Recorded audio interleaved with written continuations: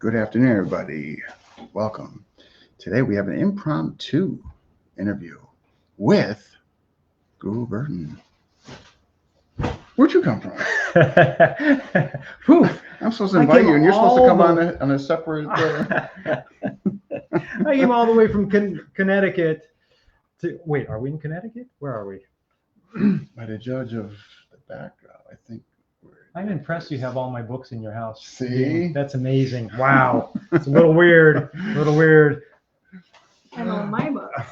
Whoa. And this That's all my books is too. the one who's behind all the scenes, making the magic happen. And that would be Sarah. Sarah. Oh my goodness. Doesn't just issue certificates. No, She does actually it do that all. very poorly.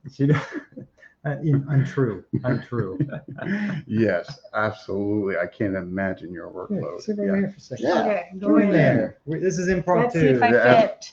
Absolutely. So And that way they gotta look at my shirt. yeah. So yeah, speak on like Well, what you do for the association. I want to bring that up. People see me and all, and they know that Sarah's a fighter. She's a black belt in jiu-jitsu, BJJ for the street, and she's a JKDU instructor, and on and on and on. But she does so much for JKD Unlimited, all the different modules. She does just so much to actually keep it going. If it were just me, we wouldn't have these things. She's really the driving force to make sure it once I shoot a video, poof, I do the editing, but it's Sarah that has created the website, has all these ways of getting it to you, so it's seamless. It's really amazing. But so thank you. You're welcome. You know how I get him to do it? Where's my whip? Oh, funny. Coming soon. Har. Whip for the street. Hardy, Oh my har, har. gosh. You see? Okay. Well, I it's will nice seeing you, everybody. I'll be We putting will- that program out. A little closer. Speaking There of we go. programs, what is Dean doing here? Ah. Dean, I what know. you doing here? Well, Burton said, hey, if you want to get away from Connecticut for a while and just here, but you can't stay at the house. Actually, you're gonna have to stay at the beach. But you can just visit, when you want. Yeah, I think Dean, he came out from Connecticut, and so we did do the Battlefield Collie Staff Program. We, in one day, we went through all the levels. I did some of the intro work before he got here. He was actually on the plane flying out, and then we did level 1, level 2, level 3, level 4, completed it all. So now it's in the editing process, and I hope to have it to you. Actually, the idea is Black Friday, have it come out Black Friday, so you have a good discount. Whenever we put a new program out, we put a heavy discount on it, and it's the cheapest it will ever be. This is Sarah's idea, and it makes it easier for people that they can just get it right away. I also want to mention, this isn't boasting or bragging, and it's not to try to get you to buy stuff, but I just want to let everybody know. And again, this was Sarah's idea. She's the one that brought it up, and then I agreed right away, of course, is that anything bought on our website, jkdunlimited.com, 20% goes to charity. We have a main charity in India where we support girls. You want to talk about that just briefly? Oh, it's called Orphan Sponsorship International. We've been with them now for at least 10 years. They have charities in Sri Lanka, Bulgaria, and India doing various things, and we support the Bulgarian and Indian charities. The Indian one is for girls to go to school and be educated, as well as we started a nutrition program for them because it came about that they were all on iron supplements. So I asked about that. Turns out they got enough food, but they didn't get the right kind of food. So we set up where they now get daily breakfast of highly nutritional foods. And in their last blood test, only 2 of them were borderline anemic, and nobody is needing supplements. So without supplements, their iron levels went up just with the nutrition program. The reason I bring that up is just because 20% of what comes in, it's not a profit, 20% of anything comes in through the website, we donate. And so I bring that up to thank you, because you are helping these kids. I mean, these young girls in India, for example, they live in the slums, and generally they have large families. When they get to be about 14 years old, they tend to marry them off. They get a dowry. The family gets a dowry. They marry them off to older men, which is just really disgusting to us. So this way they get an education and they can stay there. They're being fed, and it's a wonderful thing. All through our martial arts. Or they're being an asset to the Yeah, family by the going community. to that program. So then they're more welcome to stay longer in the family. So that's great. Wow, fantastic. All through martial arts. Dean does a lot of giving as well. But so thanks everybody. When you get something, it's helping people in a very important way. Yeah. So Battlefield College staff and Well, cane, sugarcane, candy Sugarcane. cane. December is coming. We did shoot a cane program. Okay, so we did the whole Battlefield Collie staff, which went very well. And are you pleased with that? Oh, Dean, that was fantastic. Yeah. So Dean was the test. He's been doing private lessons through video, went through all the levels, and I can announce today that Dean Franco is the first instructor in Battlefield Collie staff. Yeah. Right here. Watch this.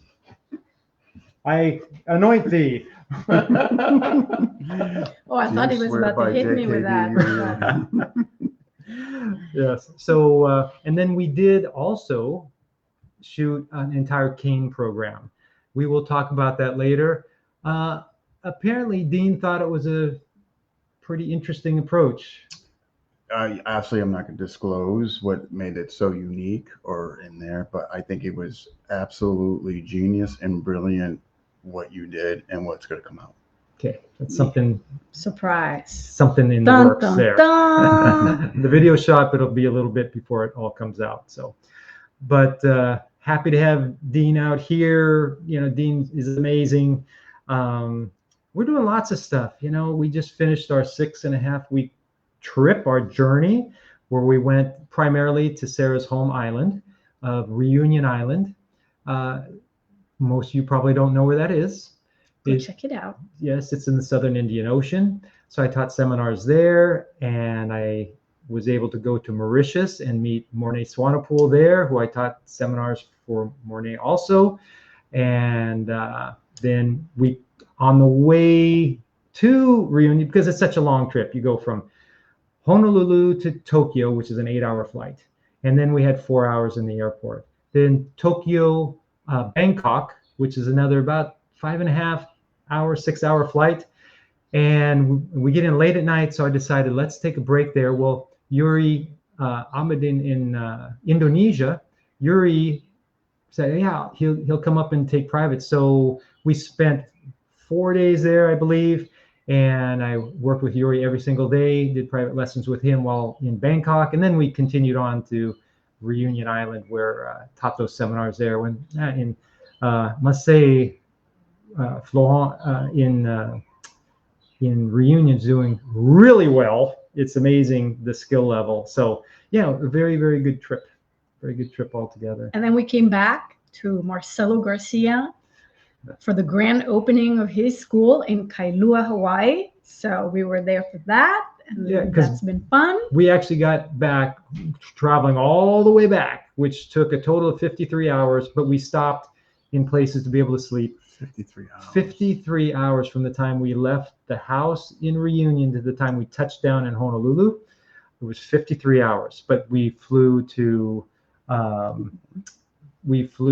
Bangkok from Reunion and stayed there for about 12, 14 hours, and we got to lay down. Hey, there she is. Here's my twin sister. This one trains very well. So we came back, and anyway, we got back after the 53-hour journey. We came in the morning, and Marcelo's school was opening for classes the first time that evening. We did both classes, and it was great. And so that's amazing. And then a couple days later, Arjan Chai Surasut came out. I was hosting him for a seminar.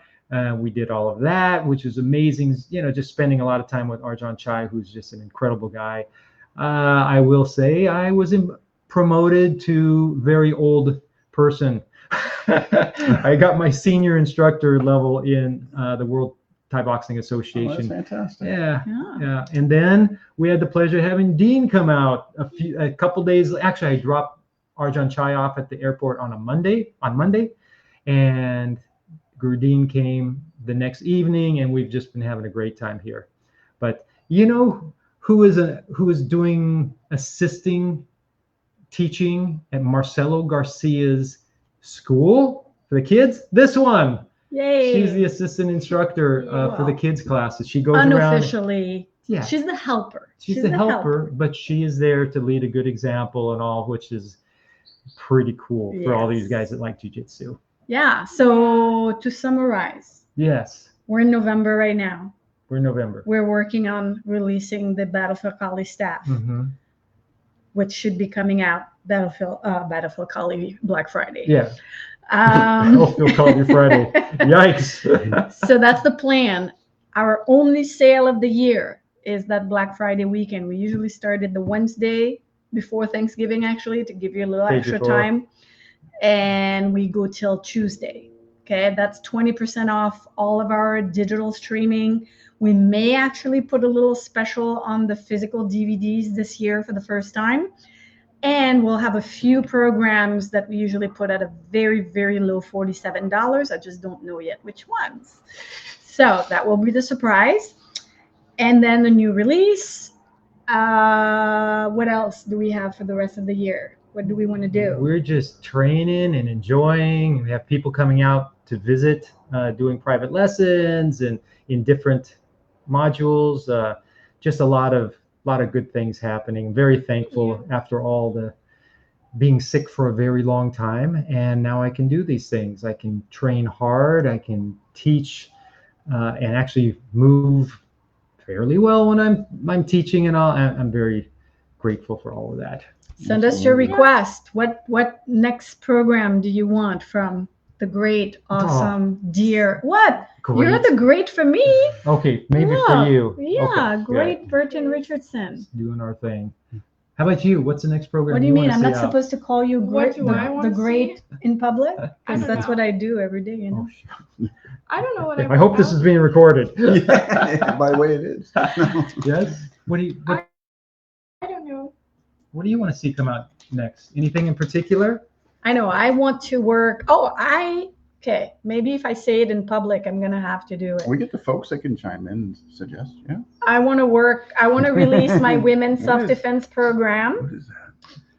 And we want to work on a beginner self-defense for, I guess, non-martial artists, like not the nerds like you guys, right? Like us. Like the regular people who will never self-defense for open dummies up or- a martial arts book, for example.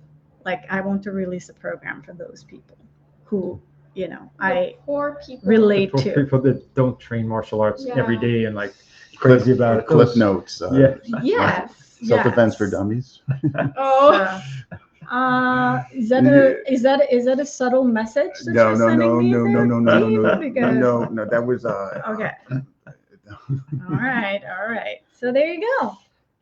If we can, so this is an impromptu, I'd like to bring up is that, we do a lot of these different things and, what is the basis of what we do? If you take Silat dance aside and you take solo Sinawali, these things that are designed for health and for peace of mind and for moving the body, keeping the body supple and moving and all.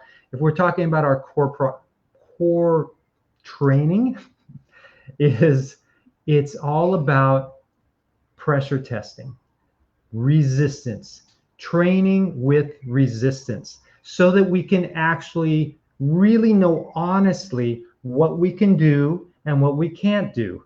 One of the great things about sport jiu-jitsu is that you go in and everybody rolls. Everybody rolls. And then what happens is you find out, like, I am not very good at such and such a technique.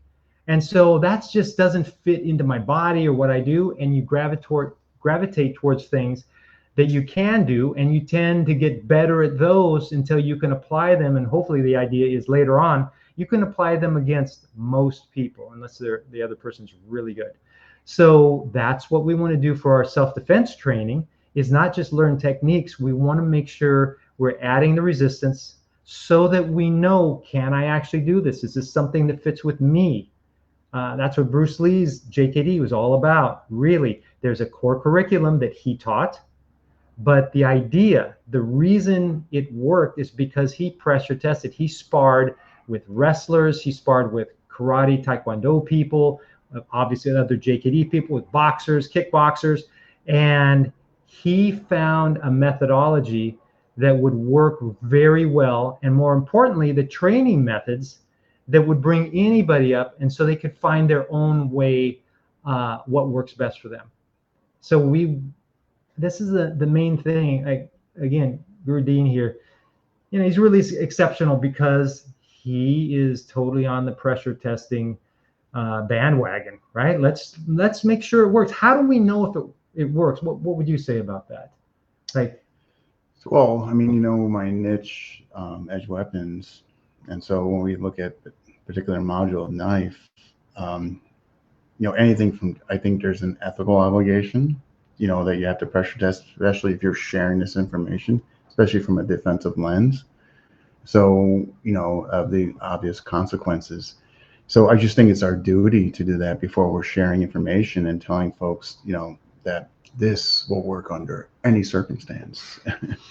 Right. So. Well, go ahead. Well, I'm just saying, if we test it, then we can securely say this will not work in any circumstance, any and all, because we all know that no technique can work in every circumstance if we test it. So yeah, and we'll find sub techniques. We go, this is just, I'm going to use, again, back to jiu-jitsu, Barrett Yoshida, world champion.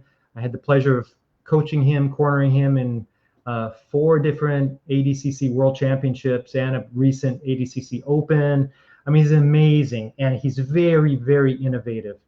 And what he said to me one day, he said, yeah, I'll think of a new idea and I'll try it, and I'll just keep trying it and sparring. I keep trying it, making adjustments until I figure out how I can actually make this thing work. And he says, and then sometimes after going through that, you just have to admit it was a dumb idea.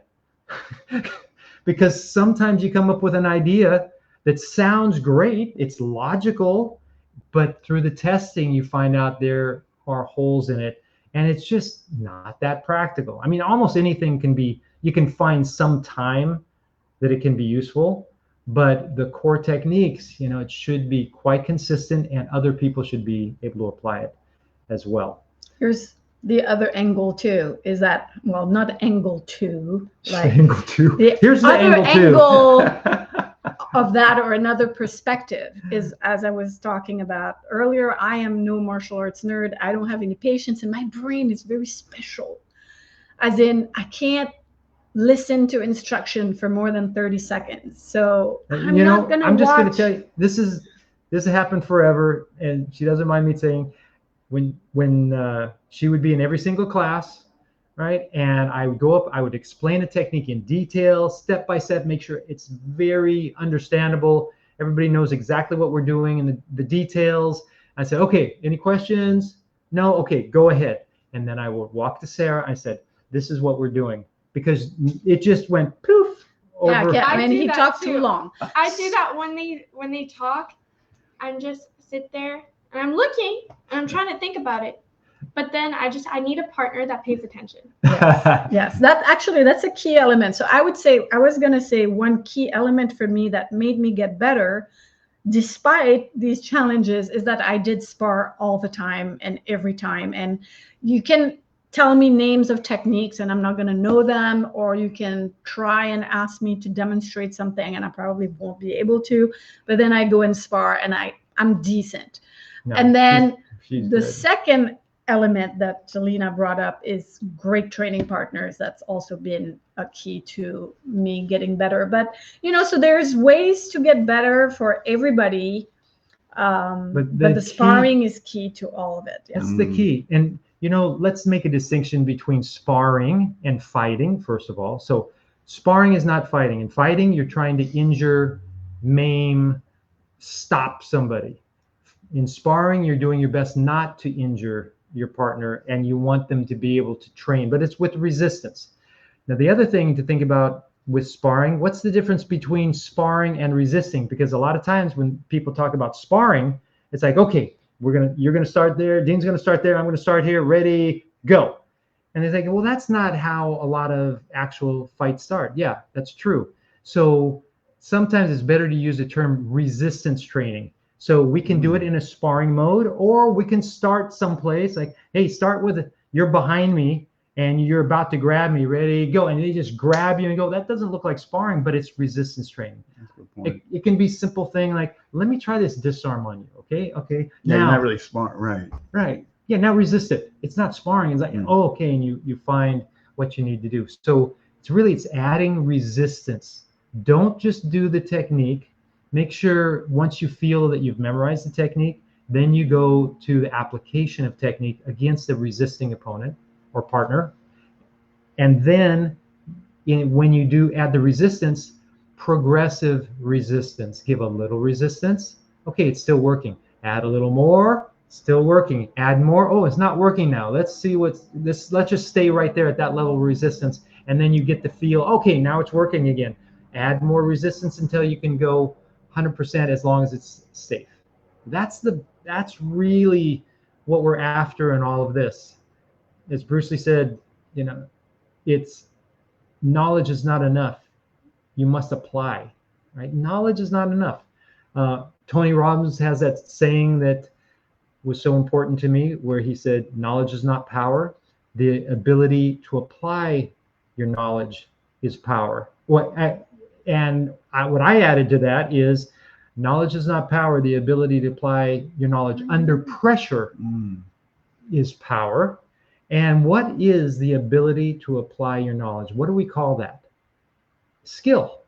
Skill is the ability to apply your knowledge. And what we're after is to become skillful in a situation where the other person's actually resisting. That's what it's all about. Then guess what comes with that when you train that way? Humility. Because you go, hey, you know what? I am not always on point, or regardless of, people are going to get stuff in on you if you're sparring and adding resistance. And that's a great thing because it's honest. You just have to keep it honest. I improve. Do you have to leave? Yes. I do. Somebody's starting voice lessons today. Ooh, she's a good singer. Come on, let's hear it. What? Let's Come hear on, it. one Sing note. something. One note. Do a deer or something. Go. Okay. Here we go. Project. Doe, a deer, a female deer, ray, a drop of golden sun. Me, a name I call myself, but a long way to run. Okay, good. All right. There you go. So we're going. How's that for an We're impromptu? leaving. Bye-bye. Okay, they're going. Bye, guys. Aloha. Yeah. Have a good rest of Bye, whatever thank you. time it is. Oh my gosh. Well, that's fun. That was fun. I'm just hey folks, just taking a break from the 350 episode 355 with Renee. Oh yeah. That's like the all episode. Oh, is that right? I mean, Earth's changing. I mean, life changing, Earth changing. Like if you haven't watched that, like Renee's like, it's like changing. Awesome. People pull over the highway just to reflect. I'm gonna watch that. Thank you, Renee, in advance for your wisdom. That sounds like marriage. Just That give sounds like marriage. Just give enough resistance while starting a real Yeah, when you feel it's not working, pull back. Oh my God. Pull back. He is so funny. I want to bring this up again. Oh my goodness. How's that? Yeah. So folks, I had my first, so I would have conversations with Guro Burton on the Zulu arts just because I had a genuine interest, but as well as I wanted to also get a further understanding of its influence in Piper. Today, though, was my official first class. Yeah, it was, and obviously he did really well. So one of the things, what did we do? I took you through my first class that I learned when I learned with the Zulus in South Africa in a Zulu village, which was, we did stick fighting. And I just put the shield, because there's a shield that goes on the hand to protect it. Put the shield on Grudine's hand. I put the staff in his hand, which is a defending stick. I gave him a fighting stick, in his right hand, and I picked up the same and said, okay, let's go. And we just start sparring. That was my first lesson, because Zulu martial arts is not about looking cool. Sure, maybe you want to do that. Like looking cool. It's not about looking cool and flashy, fancy techniques and all. It is all about fighting. It's a warrior art. And so my first lesson, the first thing they had me do is spar. And then they started showing me a little bit how to turn my hand over better and this and that for their type of striking. And that is the basis. So their training methods are sparring. And the other training method, I guess you could say, is the dance, which it's not part of the program and all, but the dance. But then the third training method is sparring. But the fourth one's sparring. So wait. So wait, do you have them all? You had sparring. Yeah. Sparring. Yeah. And sparring. Yes, those are the ones we're going to do. Yeah. I just wanted to be clear. But when you get really advanced, then you do the sparring. No, but it's really, that's what they do. It's all sparring. And it's a lot of fun. And I'm going to tell you, Burton was very kind, because he one year blocked a few and he did a drift shot. And I'm like, this is interesting. I'm seeing this ball come right out of my head. And that's what I experienced too. He got the same experience I did. So he was very kind not to let that just drop gravity. I was very grateful, because imagine I'm out in the Zulu village. I have a Zulu translator, a Zulu man who spoke English, and we're going to go. I don't know what exactly is going to happen. And what did happen was we start sparring, and they are tapping me, because they have all these beautiful indirect attacks and all the, lifetime of experience. The guys were like 16, 18 or so, and they all start when they're little kids. And it was just really nice, because they didn't hurt me. They would like tap me here, tap me on the elbow, tap me on the knee, but not hard enough, not even get a lump on my head. Right now, we had another, didn't mention this, at another time I went to a group of Zulus. It was a different group, and that was arranged. Actually, Mornay Swanepoel was there for that. Thank you, Mornay, for setting that up. But I kind of made a post about it. One of the things that I learned is when you're dealing, these guys were definitely probably 16, 17. If you're going to go stick fight with some guys, some young men, and stick fighting is a very sort of some bravado in it and all, don't do it when there are a bunch of young ladies sitting and watching, because they went for it. Like when I went with the guy, the first thing he did, he kind of tapped, and went boom, and a full power shot at my head with a stick, right? No padding, no, just no protection, full power. And thankfully, luckily, lucky dog, as it's coming in, I went whoop, and went whoop right by. Like, oh, okay, I see what we're doing here. And so I was very careful with my defense and all. And I had a backup plan. I don't know if Mornay remembers this. I'm pretty sure I told him afterwards. But once that happened, I had a little backup plan. If it got really rough, I was just going to tie kick sweep, and just like blam, and then like we're just going to get out of there.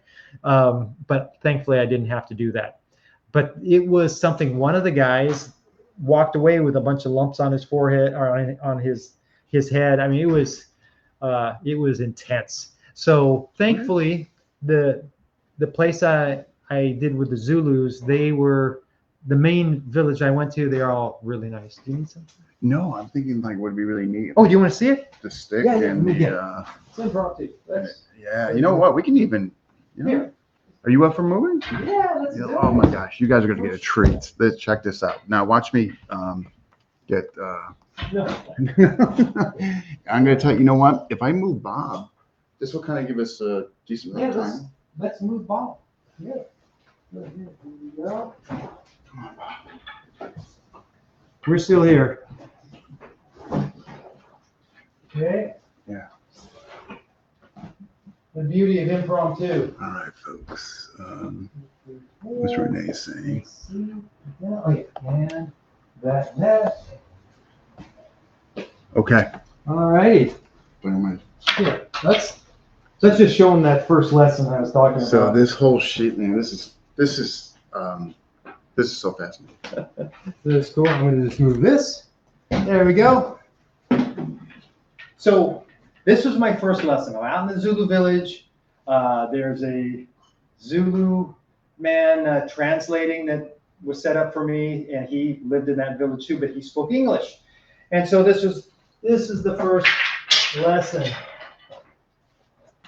He just comes, so not the translator, but one of the first fighter guy, and there were maybe, I'd say there's 6, 7 guys and young guys, and he came up to me and he did this. Actually, I'm going to put it on you first. Okay. Yeah. So he went here. There's something to grasp in the back of the shield. You can see this little handle, and he just went like this. He showed me how to put 3 fingers through there like that. Then he put this and had me hold it there. Then he put this in my hand. Then he picked up his shield like this.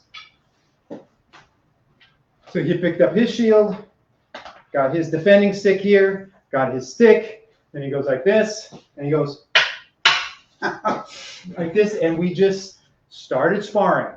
And that was the first lesson. He did not try to knock me out, because I'll tell you, if he tried to, he would have, right? But let's just maybe we'll move away from the wall a touch. You know what? I'm going to turn this because it'll give us Okay. more. Good idea.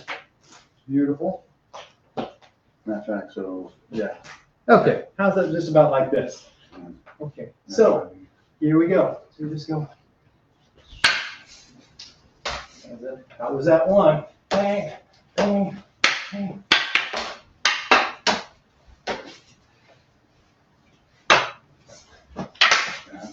You see that? Telling you. Isn't that fun? It's a blast. He was being obviously very nice to me. You don't have to actually make contact. You just put it into place and not.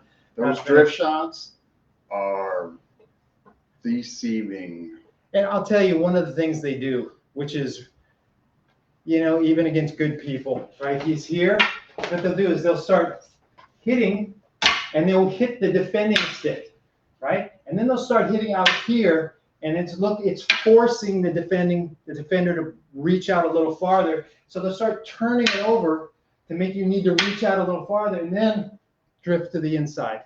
So they'll get you to block out, and then they'll drift and put it right there on the head. And that's just a little bit of it. There is a lot to it. Main method of sparring, and it is a whole lot of fun. I'm so happy I'm diving into this. I am just so thrilled. Not that I needed a reincarnation, because I enjoy what I'm doing, but definitely a reincarnating nonetheless. But what's interesting for Piper guys who are watching, I'm not saying, who knows, right? I'm going to proceed with that. But the whole thing with the minor 12, the whole thing with going counterclockwise, right? There. But if you think about it, they're doing it so. But what Burton was saying, maybe more shimmering. One of the things they'll do, while face here, is instead of having the stick up, sometimes they'll have the stick up here, which maybe is the minor twirl, but sometimes they'll go here, and they'll be shifting, because what's happening is they're going to either go to the outside and drift to the inside, or they're going to start inside and drift to the outside. So am I going to start here, or am I going to start here? If I'm doing this, like this, am I going inside, outside, right? And then they'll stutter and go out. Now, if you think of this as actually a knife, this puño sort of thing here, what does that look like, right? Does that not look like the shimmer? Because that's just how they'll do it, and then they'll come in and attack. Just for the Piper folks, I know some of you know this. Lloyd certified only 2 people under him farms instructorship, and Burton was the first one. So Burton's actually my senior. I was 2 weeks later. So Burton was, in fact, certified by Lloyd as well as me. So. And I will just say the reason I was certified first was because, I don't know, something happened, and I don't know if he went on a trip or whatever, and for some reason he did, but we graduated at the same time. He wanted to test his vote, but I had something going on. You had something, yeah, you had something going on. That's what happened. So it wasn't like, oh, he made me first because I was better or something like that. Nothing like that at all. Basically, we got our instructorships at the same time. Yeah. So just so you folks know, I mean, definitely knows a thing or two. So the other interesting thing too is the whole thing on just the movement, like, you know, we're all from the gimbal and all that, but if you look at the spatial gap with Guru's feet, I know you might not be able to see it, but it is anything but together, Yeah. you know, and but this whole thing, like, you know, and you guys know, those who are watching, right, this is no big secret. What does that look like? Right, so it's just fascinating. I'm just so happy, and thank you for taking me on. Oh my gosh, what a pleasure. I will say too that training with Lloyd, he was very interested in my take on Zulu stick fighting because he was not able, he didn't train. He lived in Cape Town, and it's really, there's not so much down there. The Zulu areas are more eastern for the most part. There are a lot of Zulus living in Cape Town, but the Zulu culture is heavy more east. And so he would ask me about it, and I would share things with him from my perspective and all. But he really knew his stuff. Man, the movement, incredible. But I'm very thankful that Guru Dean here has taken that on and decided to keep it going because I think it's such a valuable art. So. Yes. But you clearly, and we were also talking about it. I don't know if you want to talk about that. What's that? The Silat. Yeah. Right? The Silat influence. Yeah. So folks, so in other words, finally being able to just be in the same room with Guru Burton, just allowed me time just to ask questions and dial in. And again, for WPM guys and Viper guys, like, you got to think about this. Like, there's no way, I'm going to tell you, just by playing around with Burton, I would even remotely think about doing lock and drop. Because somebody mentioned that lock and drop came from Zulu. I'm telling you, that was the farthest thing from my mind. However, though, I think lock and drop, after talking with him, coming back in that whole side lever from Silat, and so he kind of agrees, obviously, him having a huge extensive background in Silat, whatever you. Well, this is what I would say from the Silat perspective. What we have to understand is there are hundreds of styles of Silat. And the Bukti Nagara under the Detwars family, that is it's a little different. It's not like most Silat systems because it really relies heavily on the forward lever and on the side lever. There's also this twist side lever, and it's crash based. You crash in and you off balance, you hit, you take them down. Whereas a lot of Silat systems are mobility based. They still have the lever and they'll bump and all, but it's very mobility based. So I was telling Guru Dean, we're talking about this sort of posture and coming in here. One of my Silat instructors lives here. He's from Laos originally, and he doesn't like his name put out there, so I will not tell him. But his number one technique, and he's really good. He has a wide variety of things he does. So if you have your left foot forward, his number one thing he does is goes like that, and he comes in and hits the groin there. He goes, whoop, that's number one, and then he comes in with elbows and thumbs and to the eyes and all. Kind of stealing space where we would come in. Yeah. And so what is that? If we're talking about Piper with this, and you're coming in here, right? Coming back in. I mean, it's very Silat. Now, how can there possibly be a Silat influence in Piper? If this was like gang art, possibly prison, it's in prison too, but it's basically a gang art, an attacking art in Cape Town, South Africa. How could there be a Silat influence? How did it happen? Well, in the Dutch East India Company, they were slave traders, plus they did all kinds of trading, and they went to what they call East India, went to Indonesia and all this, And there was an uprising against them because they went in and, were taking over. They basically exiled a whole group of people and the Indonesians. And where did they send them? Cape Town. They dropped them off in Cape Town. This is like, I don't have the exact time. It was over 200 years ago, if I'm correct. I'm not, don't remember this, but 1600s. I thought it was around, I thought it was around then, because that's about the time this was all happening. Late 1600s, early 1700s, but we should look that up. But the idea being that there was a huge Indonesian community, and guess what? Those people all did silat. They were all fighters, which is why they got exiled, and they had silat. And so, of course, with the blending of cultures, intermarriage and things like this, the silat gets in there too. And so there are certain things that, like when sometimes working all these things with the piper, right? This is very silat of what they call the guarding hand.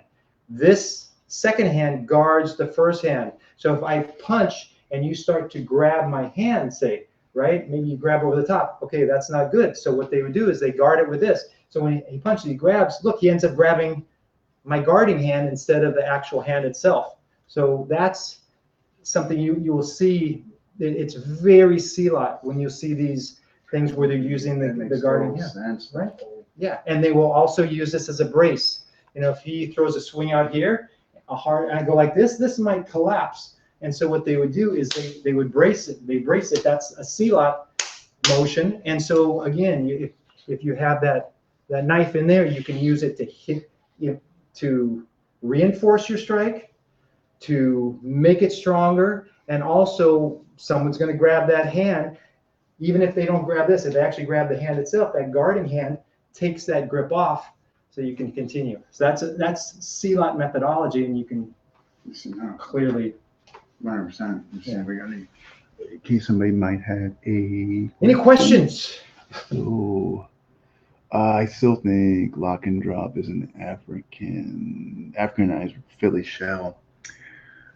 I don't know, Brian. There's no way. I don't know. I just know when I was playing around with Burton, because in all these questions, there's no way I was doing this with him. It's definitely not Zulu stick fighting. That's for sure. Yeah. Because what we were just playing out here, but there's a lot of crashing too. And if he went into this, imagine we have sticks and all, and he went here, you just like shove him and, so, but we don't know for sure. That's the truth. We don't know. And I don't know everything about Zulu stick fighting, believe it or not. How about that? How could so I don't, oops, I wasn't supposed to say that. Okay, erase that part. I know everything about every African culture. I came down here because you said. Okay, we'll discuss that later. Can you erase that part? There'll be some serious editing. Yeah. And there, see if we missed anything. I'll just, folks, if there's something you want to see while he's here, please, would you use lock and drop? Absolutely, lock and drop for an exit. Absolutely, Bernie. Yeah. I mean, that shoulder hip, yeah, 100% on that. And we both concurred on that. And I will mention too that the silat guy, he would go here, boom, and then like I said, he'd come back up in here, or he'd go like this and just make his way out. Yeah. So definitely on that. Silat is fun to practice. Yes. I just want to see if any folks, if you got questions, please ask away. I'm going to mention one thing. Oh, please do. Sort of a different thing. But when we're training and we're training without resistance, what can happen a lot of times is that everything is about what can I do?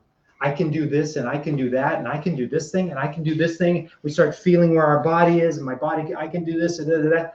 But as soon as you add resistance, it's what's the other guy going to do? And the thing about Zulu stick fighting, just the whole thing, the Zulu martial arts is it's always with resistance. It's always, they might do a little demonstration in the air or move the sticks around, spear, whatever, but when they're practicing, it's always with resistance. So that just weeds out a lot of things, right? Because you immediately go, oh, yeah, like Barrett was saying, maybe that was a dumb idea.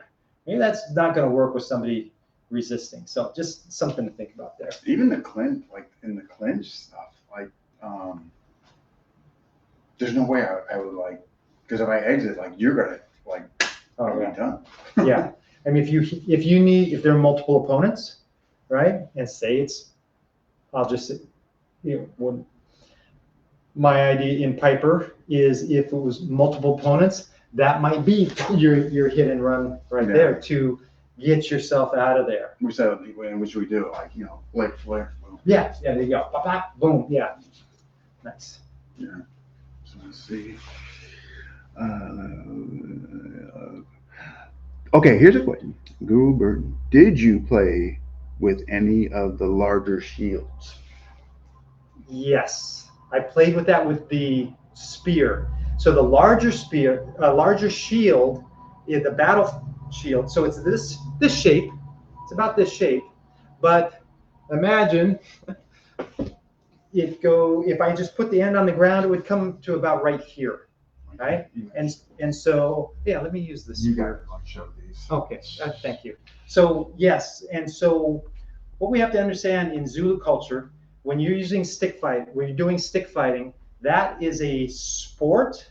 I wouldn't call it. It's not. They're not judges and all that, but basically, it's sport-like, where there is danger involved. Someone may get hurt, and it's also a cultural. There's a cultural aspect to it where if there's a dispute amongst people, they will often go to stick fighting to settle the dispute. And if, for example, if you hit the opponent in the head and cut him, and maybe even wobble him and all, it's stopped. And now you have the responsibility to wash the wound, put in the healing muds and all that, and you basically have to heal it, and then everything's gone. There's no more dispute anymore. Okay, as soon as we have metal involved, now it is warfare. So warfare, little different than the stick fighting. So the big shield is used for this. So originally what happened was the Zulus had the big shield. They would put 4 or 5 spears behind it. So they're grabbing the shield here, and they would grab the spears behind the shield, and they have one spear, and they'd run out. And when they got close enough, they would fling these spears, and they'd throw all their spears, and then they'd run away. Now,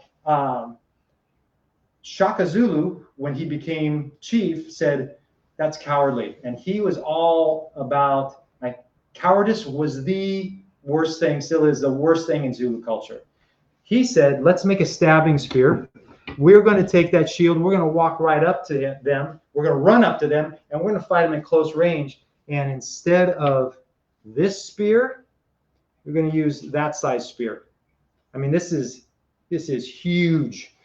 This is called isipapa because when you throw it, it goes pop, pop, pop, pop, pop through the air. This is ikwa because when you stab, this is what I was told, I haven't done it myself. They said when you stab somebody, and they're saying matter-of-factly, like it happened yesterday, it goes kwa, and when you pull it out, it goes kwa, so it's ikwa. So he developed this, but you take that shield and you run up, you knock the other person's shield away, and you stab here, and they stab high like this. The person goes down, they stab, step, and pull it out. It's just part of the culture. And Shaka Zulu took a tribe of about 200 when he took over to, it's tens of millions now because he just took over everybody. Let's tell you a story. I didn't mention this about the courage. When they'd go to battle, every once in a while, someone would come back from battle without their stabbing spear. Now, in battle, you might drop. Somehow it might get lost. Somehow it got disarmed. You just dropped your spear, and then you ran away because you didn't have a way to retrieve it. So, but Shaka Zulu was all about courage. And he said, you might have dropped it and ran because you were afraid. So he had a test. If somebody came back without their spear, after the whole thing's done, they'd take them up to a cliff. And at that cliff, Shaka would take his spear, put it in the person's foot, and lean on it and drive the spear into their foot. If they whimpered and reacted, he shoved them over the cliff because they're a coward.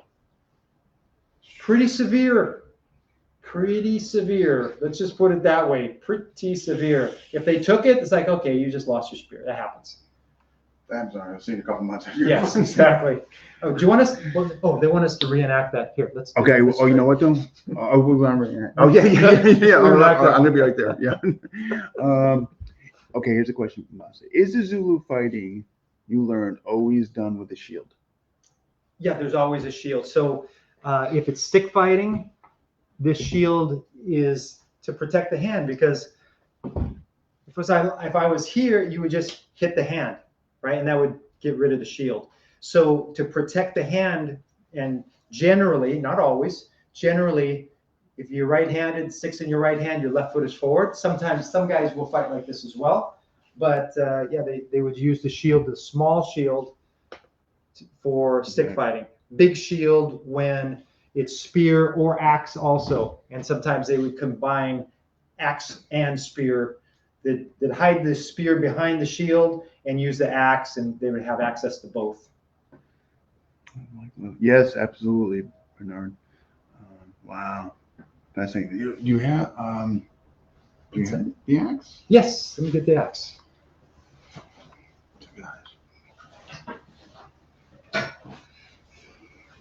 I can't. Whoa! Yeah, so I mean, it would be a large shield. Like you'd pick it up and it would cover the top of your head and cover down to at least the knees. But this is a typical Zulu axe right here, and it's sharp around here. This is an old one. It would be longer here. I had a friend in the 90s he was a top stunt guy, and he did this stunt where he actually jumped off one of the tallest buildings in South Africa 10 times for a commercial. And he was kind enough to bring this back. He found it, but he had to cut it because it wouldn't fit in the luggage. So he cut the handle down, but it was really nice of him. So just like Zulu stick, it has that same sort of motion. You hit here. So the misdirection, you start here, they go to block, and you bring it down over the skull, right? All this. So it's very similar. Start up high, come down inside the leg. So it's very much like Zulu stick fighting, but then they would combine that, sometimes do a quick switch, and then put the spear in their hand and go from there. Very fascinating. It really is. It's so much fun. Which, again, we were talking about, like, the Romans and all that, like just shield driven. Shield. Why not have a shield? If you have a weapon, why not have a shield? So. Exactly. Hey guys, I don't know if you guys saw the war clubs up close. Oh yeah. The Zuni stick. You can kind of see. Do you know the they say what wood it's out of, or? I don't have it out. I looked it up. I would know where. It's a very, you can tell that it's a very dense hardwood, and it has a little bit of flex even in that, so it's resilient to heavy striking. And the shields, yeah, cows, right? The cow. This is cowhide, and cows are a currency actually in Zulu culture. And if you have several cows, you are wealthy, and cows are integral to the culture because of milk, meat, skin. It's really, really important to the culture. So this is cowhide, and you would see in the old days when they had the large shields going to battle, they had a color code also on these. The younger guys would get the black shields with some white.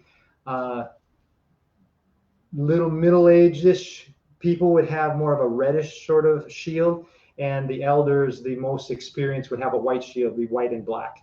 So it was almost like a ranking system, which I'm going to use in the program to have that as sort of a guide as you progress as well. So yeah, it's just fascinating. There's so much history and how it's integrated into the culture. It's really fascinating. So I hope a lot of people can do this. It's simple. It's really simple, but it's deep. Because and you know what it is? I think tactic base. So you look at it from a tactic, it's simple. But when you were like you're saying, if I'm selling that drift too early, forget it. It's finding that right moment, and you know what I mean, that curvature. That's me personally. Yeah. With you, that was what was tricky to me. Well, that's the thing. This is a good example. So this is the first time you did it. We did it together, and you know how to hit an angle one. You know how to turn your arm over, how to fake outside the inside, the drifting, all the illustrisimo and other methodologies. But it's subtle to be able to get just enough reaction and wait long enough to turn it over. That's where the subtlety comes in. It just comes from spending time, and I luckily got to spar with lots of guys down there on my 4 different trips. Yeah, it just comes. But that's what the program is going to be about, is just building that subtle skill. Yeah, okay, we got, let me see here. Okay, I assume that the axe is specifically for fighting and not a tool. Yes. No. Okay, tool. I think they use it as a tool. Okay. Yeah, because they chop wood and such. But I can't give you a definitive. I'm quite sure they use it as a tool, but I don't know if there's a different axe specifically for a tool work and not for fighting. Or it would make sense to me that it would be just let's make the axe so we can fight with it, or use it as a tool. But let me check into that. That's a great question. I will see if I can contact some people down there and find that out. Thank you for that. Yes, absolutely, Brian. Yeah, I've got to get my. When I get back, my first objective is creating a shield. I have a classic. I can just kind of shape it like that, and as long as it has a handle, I can kind of get a staff behind it. And so, awesome. Here, let's sit back here, and Okay. so, folks, that was very kind of Guro Burton to a little demo like that. I hope you guys enjoy that. So you got so obviously that's a program that's going down the line. I think I'm going to do it next year. I will. Again, Rudine is so great. Like the staff program, I was able, like I said, test it and make sure, because it's one thing I can come up. This is what I do, just real quick. I go, okay, I'm going to do a program. I make an entire outline, and I could shoot that outline right away. I could just go and videotape it. I usually take about 2 years to teach it and teach it and teach it and teach it. So when I actually put it on video, I make sure I answer questions that come up regularly. I might teach something, but I get the same question from people. I say, oh, I better make sure I cover that, so they're not thinking, oh, well, hey, how about this? So it's already covered. So Grudine's been great, because I'm able to run him through the program, the staff program he went through, and we're going to do that with the Zulu program as well. So does that mean indenture servitude? I'll have to come back out here. You might have to come back. I'm sorry. Against my will. I'm against your will. Yeah, Hawaii trip, terrible, horrible. What's the view we have out here right now? I posted 3 pics when I went down before we got started this morning, and everybody was raving about just the ocean and. It's very fortunate we live in this place, but Well, maybe we should go get some lunch. Absolutely. So, folks, impromptu, but sometimes those are the best ones. You got to see Guro Burton in action, and I'm going to tell you, those drift shots, they would have landed on me. That's how we all get better, right? We all get better. All right, folks. So I hope you enjoy that, and see you next time. Aloha. All right. Oh, that went fantastic.